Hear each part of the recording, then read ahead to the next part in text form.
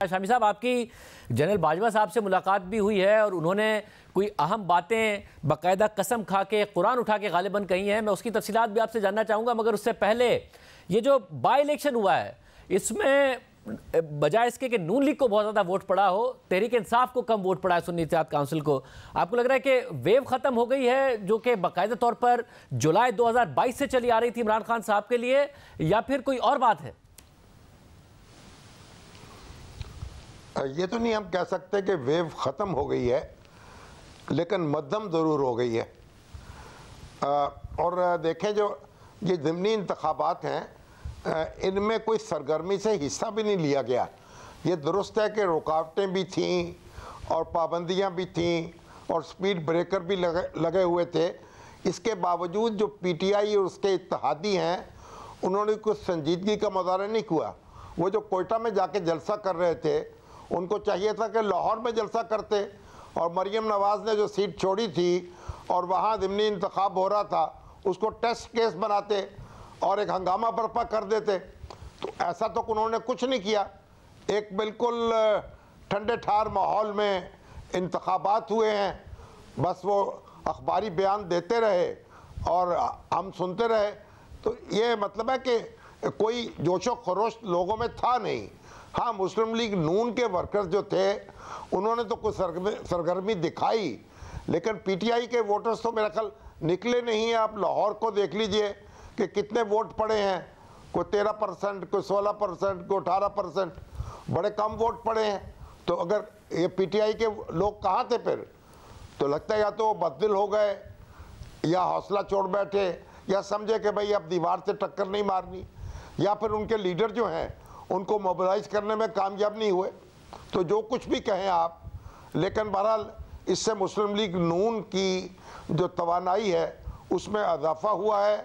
اور P T I کو بہرحال ایک سیٹ بیک لگا ہے.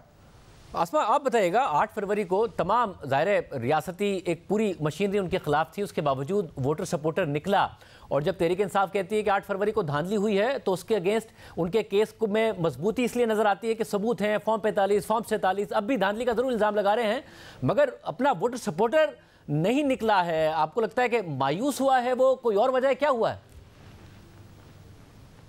جی بالکل، میرا خیال ہے شاہزیب کہ یہ تو کل کا جو دن تھا اس میں بہت ساری چیزیں یا اشارے پاکستان تحریک انصاف کے لیے چھپے ہوئے ہیں. 8 فروری کا آپ نے حوالہ دیا. 8 فروری کو اگر لوگ نکلے تھے تو وہ جو بھی پلاننگ تھی یا جس طرح سے بھی کہا جا رہا تھا کہ دھاندلی کی جائے گی وہ اتنی کامیاب نہ ہو سکی، باوجود اس کے کہ بہت سے الزامات آج بھی موجود ہیں. اس کی وجہ صرف یہ تھی کہ لوگ نکلے، ان کو ایک ہوپ تھی، امید تھی کہ عمران خان صاحب کو جتوائیں گے، وزیر اعظم بنوائیں گے، ان کے کیسز ختم ہوں گے، ان کو رہائی ہوگی. لیکن 1-2 مہینوں کے اندر اندر آپ نے دیکھا کہ وہ ایک مایوسی میں وہ چیز جو ہے وہ بدلتی چلی جا رہی ہے، اور پھر خود جو تنظیمی بنیادوں کے اوپر پاکستان تحریک انصاف کے معاملات ہیں وہ بھی سمجھ سے بالا تر ہیں. ووٹر ان کا مایوس ہے، ان کی انوالومنٹ نہیں ہے، ڈسپلن. اب جیسے شیر افضل مروت صاحب جو ہیں وہ کراؤڈ پولر ہیں اس وقت، لیکن وہ کراچی چلے گئے. ایک انہوں نے جلسہ کیا جو کہ اچھا جلسہ تھا قصور کے اندر، لیکن اس کے باوجود وہاں پہ یعنی پنجاب کے اندر جہاں پہ ضرورت تھی پریزنس کی وہاں پہ پاکستان تحریک انصاف کی جو لیڈرشپ تھی وہ وہاں نہیں پہنچ سکی. اس کی بجائے وہ الگ گیلریز کے ساتھ جو ہیں وہ کھیلتے رہے. تو یہ ایک المیہ بہرحال وہاں پہ. لیکن سب سے بڑی بات یہ ہے کہ موٹیویشن نہیں ہے پاکستان تحریک انصاف کے اس وقت ورکر کی، ووٹر کی. وہ نہیں سمجھتا کہ ان کے ووٹ کا کوئی فائدہ ہوگا. 8 فروری کو جس انرجی کے ساتھ وہ نکلے تھے، ان کو جو رزلٹ مل سکتے تھے وہ رزلٹ ان کو نہیں مل رہے. اس کا نتیجہ یہ نکلا ہے کہ 19 سے 24% تک جو ٹرن آؤٹ ہے وہ رہا ہے. صرف سندھ کے اندر جو ٹرن آؤٹ ہے وہ بہت مناسب اور اچھا ہے، ٹرن آؤٹ جو ہے وہ نظر آتا ہے. اس کے علاوہ اور پھر باجوڑ کے اندر آپ دیکھیں کہ کارکن کو جس کو کہ دیا جا سکتا تھا وہ قتل ہو گیا، اس کے باوجود اس کے بھائی کو ٹکٹ نہیں ملا. تو لوگوں نے ووٹ کے ذریعے سے اپنا بدلہ لیا ہے، اور وہ جو ایک کانسیپٹ تھا کہ کھمبے کو بھی ٹکٹ دیں گے خان صاحب تو وہ جیت جائے گا، اس ضمنی انتخاب کے اندر وہ جو کانسیپٹ، وہ جو پرسیپشن تھی وہ بہت بری طرح ٹوٹی ہے. اور شامی صاحب، آپ کی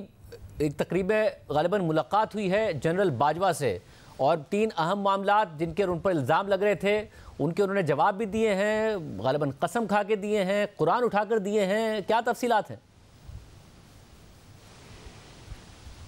دیکھیں، جنرل رحیم الدین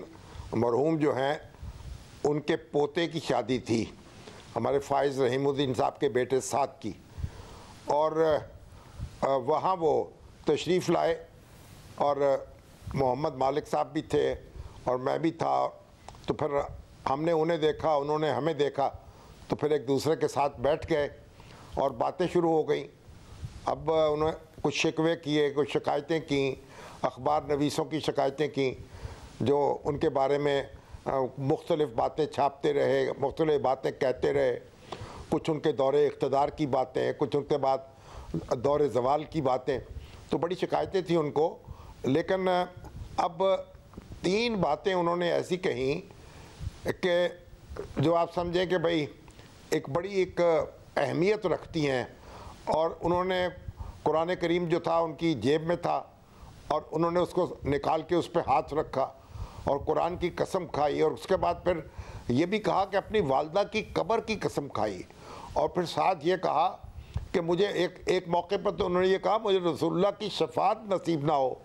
اگر میں غلط بیانی کر رہا ہوں تو۔ اب اس میں تفصیل میں جائے بغیر میں موٹی سی بات عرض کرتا ہوں آپ کو۔ ایک تو انہوں نے کہا کہ جو نواز شریف صاحب تھے جب وہ لاہور سے لندن گئے تو اس میں ان کا کوئی کردار نہیں تھا، اور انہوں نے ان کو بجوایا نہیں وہاں، بالکل میں اس سے اپنے آپ کو بری ذمہ رکھتا ہوں۔ پھر انہوں نے دوسری بات یہ کہی کہ جو عمران خان صاحب کی حکومت تھی،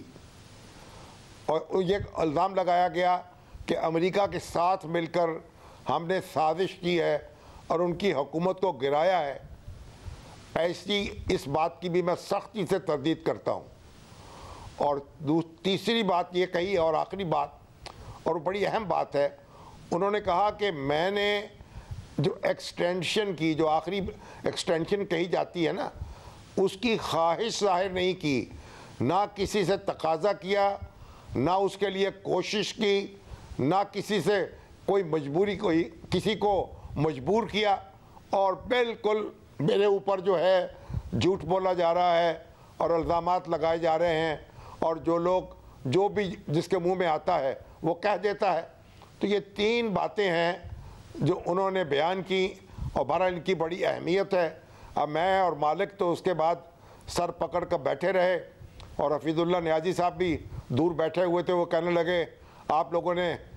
لوگ تو بس ایسے ہی مان گئے ہیں، اور وہ تو پھر نقطے نکالنے لگے۔ میں نے کہا بھائی ہم نقطے نہیں نکال سکتے، مالک صاحب نے بھی کہا ہم نقطے نہیں نکال سکتے، ہم تو وہ قسموں کی شدت جو ہے اس کے بوجھ تلے ابھی تک دبے ہوئے ہیں اور نکل نہیں پا رہے۔ تو بہرحال اب یہ تو اللہ ہی جانتا ہے، اللہ کی باتیں اللہ ہی جانے، یا کیا کہتے ہیں کہ دل دریا سمندروں ڈونگے کون دلا دیا جانے ہو۔ یہ بڑا اہم معاملہ ہے، قسمیں کھا کے انہوں نے یہ ساری باتیں کی۔ آسما میں اسلام آباد کے حوالے سے بھی جاننا چاہ رہا ہوں، ایک طرف بائی الیکشن ہو گیا، کیا ماحول اب یہ بن رہا ہے اسلام آباد میں کہ جی اب حکومت چل پڑی ہے، یہ حکومت اب آگے چلے گی؟ کیونکہ ظاہر تحریک انصاف تو بار بار کہتی ہے اس حکومت نے چلنا نہیں ہے، عمران خان صاحب بھی بار بار کہتے ہیں اس نے چلنا نہیں ہے، ماحول کس وقت کیا بن رہا ہے؟ میرا خیال ہے شاہزیب کے ایک طرف وہ جو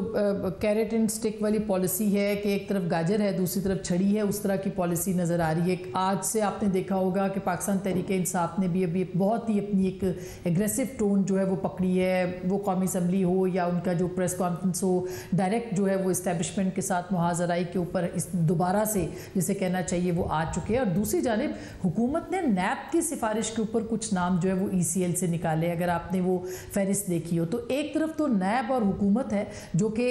تھوڑا سا ریلیف دے رہی ہے، دوسری طرف عمران خان صاحب کے سائفر کے کیس کے اوپر کہا جا رہا ہے کہ اس ہفتے ان کو شاید کوئی ریلیف ملنے کا امکان ہوگا عدالت سے، لیکن آج سے ہی جو ہے وہ 9 مئی کی تحقیقات بھی جو ہے ان کا آغاز ہوا ہے۔ تو اگر ان ساری کڑیوں کو آپس میں ملایا جائے تو میرا خیال ہے کہ یہ کوئی بہت بڑی ڈیولپمنٹ ہمیں نظر نہیں آتی۔ البتہ پاکستان تحریک انصاف کی جانب سے بھلے وہ علی امین گنڈا پور صاحب جو ہیں ان کا ٹون ہو، بھلے بھلے ان کے جو لیڈرشپ ہے ان کی قومی اسمبلی کے اندر ان کا احتجاج ہو یا ان کی محاذ آرائی ہو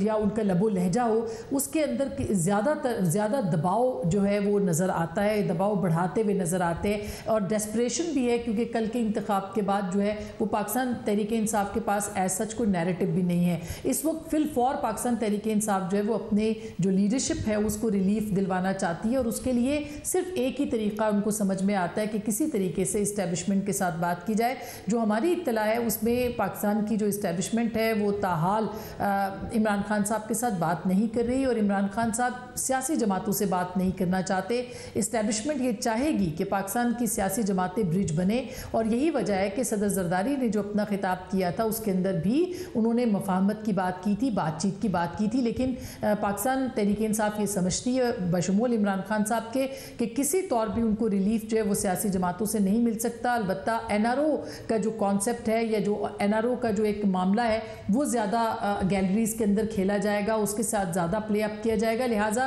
وہ صرف اور صرف اسٹیبلشمنٹ کے ساتھ بات کرنا چاہتے ہیں تاکہ کوئی فروٹفل کوئی اس کا جو سبب ہے یا بن سکے یا کوئی ثمرات جو ہیں وہ اس کے حاصل ہو سکے۔ تو میرا نہیں خیال کہ پاکستان تحریک انصاف یا لیڈرشپ کے ساتھ اس وقت اسٹیبلشمنٹ کے کوئی رابطے ایسا جو ہے وہ شروع ہوئے۔